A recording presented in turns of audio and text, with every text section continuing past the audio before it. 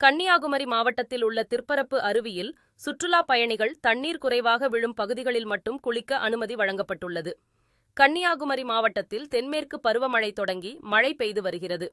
மலையோர பகுதிகளில் கடந்த சில நாட்களாக தொடர்ந்து சாரல் மழை மற்றும் கனமழை பெய்து வந்த நிலையில் தற்போது மழையின் தாக்கம் சற்று குறைந்து காணப்படுகிறது. இதன் காரணமாக ஏராளமான சுற்றுலா பயணிகள் சுற்றுலா தலங்களை நோக்கி படையெடுத்து வருகின்றனர்.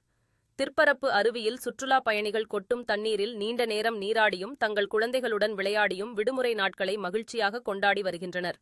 தமிழகம் மட்டுமல்லாமல் கேரளா மற்றும் பல்வேறு மாவட்டங்களில் இருந்தும் வார விடுமுறை நாளான இன்று ஏராளமான சுற்றுலா பயணிகள் வந்த வண்ணம் உள்ளதால் திற்பரப்பு அருவி பகுதி களைகட்டி வருகிறது. மேலும் மலையோரம் பகுதிகளில் பெய்து வரும் மழையின் காரணமாக அருவி பகுதியில் எந்த நேரமும் வெள்ளப்பெருக்கு ஏற்படலாம் என்பதால் சுற்றுலா பயணிகளின் பாதுகாப்பு கருத்தில் கொண்டு தண்ணீர் குறைவாக வரும் பகுதிகளில் மட்டுமே குளிக்க அனுமதிக்கப்பட்டு வருகின்றனர்.